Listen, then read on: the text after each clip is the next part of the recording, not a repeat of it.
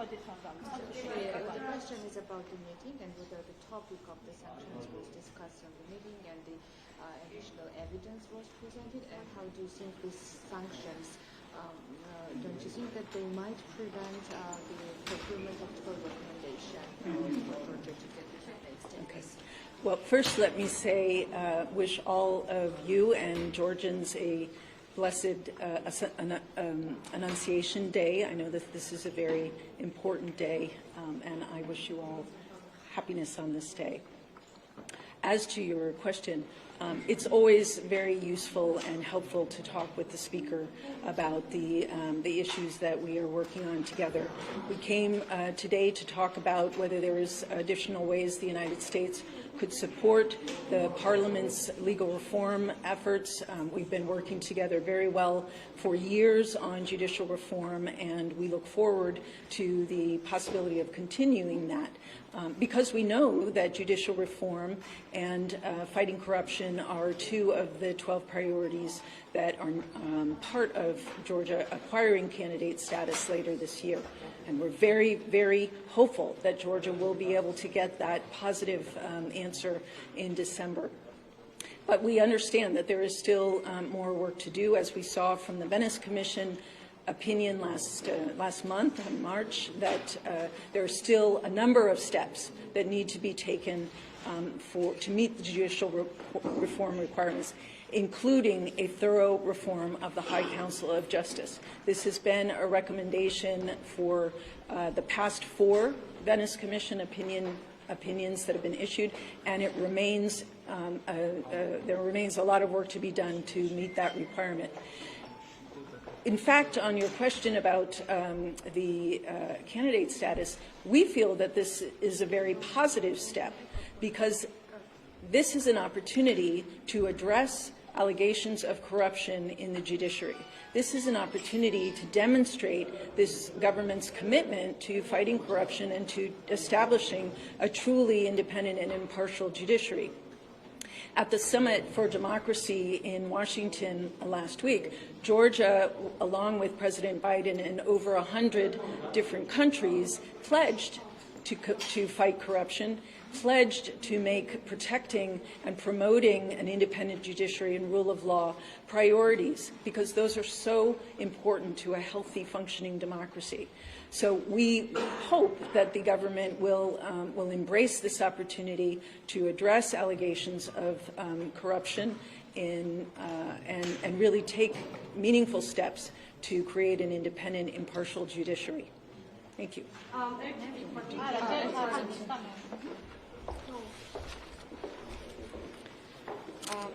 პირველ რიგში ყველას მოგილოცავთ ხარების დღესასწაულს. რაც შეეხება შეხვედრას, ძალიან სასარგებლო შეხვედრა გქონდა. ყოველთვის სასარგებლოა პარლამენტის თავმჯდომარესთან შეხვედრა, რადგანაც განვიხილავთ სხვადასხვა საკითხებს, რაზედაც თანამშრომლობთ. ჩვენ გქონდა საუბარი ვთქვათ, იმ დამატებით ნაბიჯებზე, რა უნდა გადაიდგას და რით უნდა დაეხმაროს ამერიკის შეერთებული შტატები საქართველოს პარლამენტს, რომ გაგრძელდეს სამართლებრივი რეფორმები და სასამართლო სისტემის რეფორმა და იმიტომ რომ ეს გახლავთ 12 რეკომენდაციის შემადგენელი ნაწილი, როგორც სასამართლო სისტემის რეფორმა, ასევე კორუფციასთან ბრძოლა. და ჩვენ იმედი გვაქვს, რომ დეკემბერში საქართველოს შეძლებს და მიიღებს კანდიდატის სტატუსს, თუმცა ამისთვის სამუშაო არის ჩასატარებელი. ჩვენ ვიცით, რომ არსებობს რეკომენდაციები ვენეციის კომისიისგან, თუ რა ნაბიჯები უნდა გადაიდგას, რომ დაკმაყოფილდეს ის სტანდარტი სასამართლო სისტემის რეფორმასთან, რაც არის გაწერილი 12 რეკომენდაციაში და ერთ-ერთი საკითხი გახლავთ იუსტიციის უმაღლესი რეფორმირება. ამ რეფორმაზე საუბარია ვენეციის კომისიის ბოლო 4 მოხსენებაში და ასევე იმ მოხსენებაში, ანგარიში, რომელიც არის წარმოდგენილი ბოლო თვეს. რაც შეეხება, თუმცა მეტი უნდა გაკეთდეს ამ მიმართულებით. რაც შეეხება თქვენს შეკითხვას, შეუშლის თუ არა ხელს ეს საქართველოს კანდიდატის სტატუსის მიღებაში, ანუ ეს სავიზო სანქციები, გეტყვით, რომ ჩვენ მიგვაჩნია, რომ ეს არის დადებითი ნაბიჯი საქართველოსთვის და ეს არის შესაძლებლობა და შანსი, რომ მოხდეს რეაგირება და გაეცეს პასუხი იმ კორუფციის ბრალდებებზე, რაც არსებობს სასამართლო სისტემაში და ეს არის შანსი საქართველოსთვის წარმოადგინოს მტკიცე ერთგულება, რომ დააფუძნოს რეალურად დამოუკიდებელი და გამჭვირვალე სასამართლო სისტემა. მოგეხსენებათ, ამერიკაში გასულ დღეს ჩატარდა დემოკრატიის სამიტი და იქ 100-ზე მეტმა ქვეყანამ, მათ შორის საქართველოს ზუსტად ასე ვთქვათ, აიღეს ვალდებულება და დადეს პირობა, რომ გააძლიერებენ მუშაობას კორუფციასთან ბრძოლის, სამართლის უზენაესობის მიმართულებით, რაც ძალიან მნიშვნელოვანია ჯანსაღი დემოკრატიისთვის, ასე რომ შინაარსიანი ნაბიჯებით ეს არის კარგი, ასე ვთქვათ, შესაძლებლობა საქართველოსთვის უპასუხოს ამ გამოწვევებს.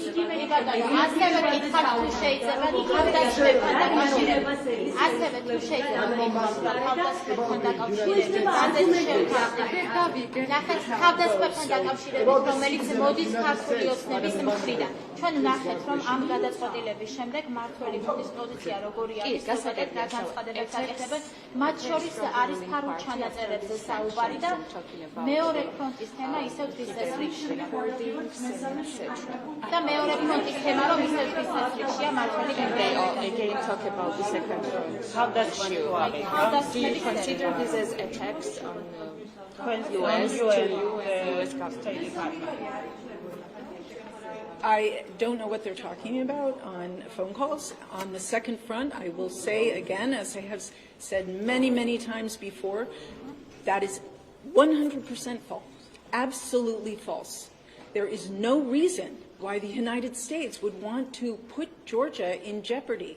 We've spent 30 years trying to help you strengthen your ability to defend your borders, trying to improve your security and your safety by working with the Georgian Defense Forces, by working with the Coast Guard and the Border Police. Why would we put Georgia at risk? We are very, very sensitive to the position that Georgia is in, with 20% of your territory occupied by an aggressor like Russia. We absolutely would never put Georgia in that position, and I have said this many times before.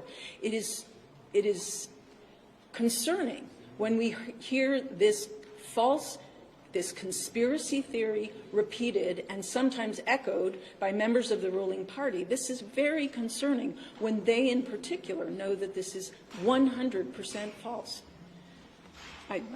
There's nothing more I can say on this. So I hope about the rhetorics of Georgian. One question, please. The citizen of the United States who was not allowed to come in our country.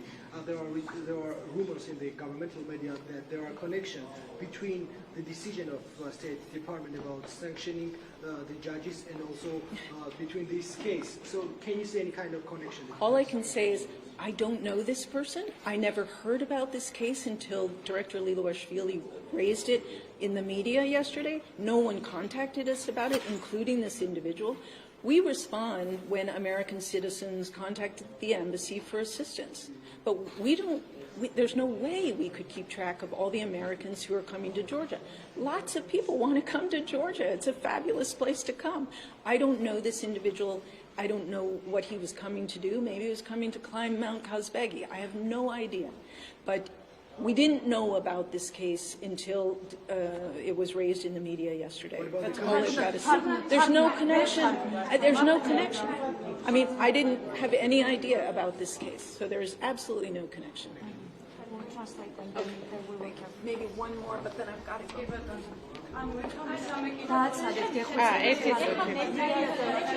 ესე იგი, სატელეფონო ზარებსა და ჩანაწერებზე ნამდვილად არ ვიცი რაზე საუბრობსო, ეს გახდათ პასუხად.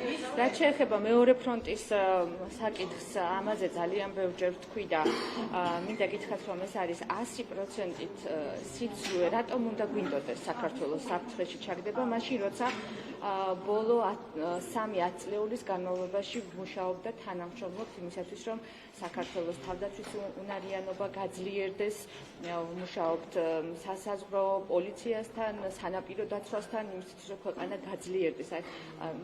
რატომ უნდა გვინდოდეს, რომ საქართველოს დავაყენოთ საფრთხის ან რისკის ქვეშ და ეს ნამდვილად შემაშფოთებელია, როდესაც ეს ტყუილი კონსპირაციული თეორია, ასე ვთქვათ, ძალიან ხშირად ჟღერდება და ხანდახან ამას იმეორებს ასევე მართველი პარტიის წარმომადგენლები. ეხლა ერთ წუთი შემდეგი იყო იმასთან დაკავშირებით.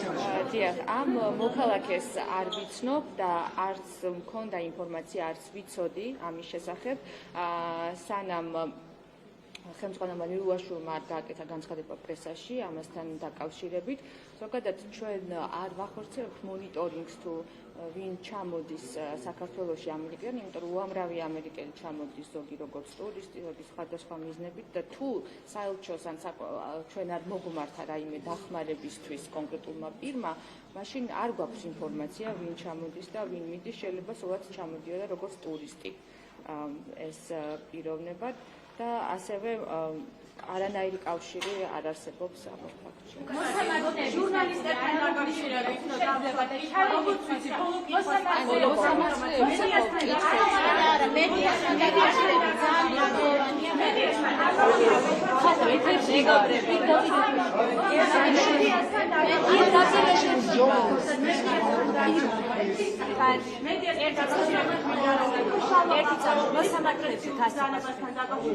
როგორი არის კელი დეგნანის პოზიცია უნდა დაუკვირდეს თუ არა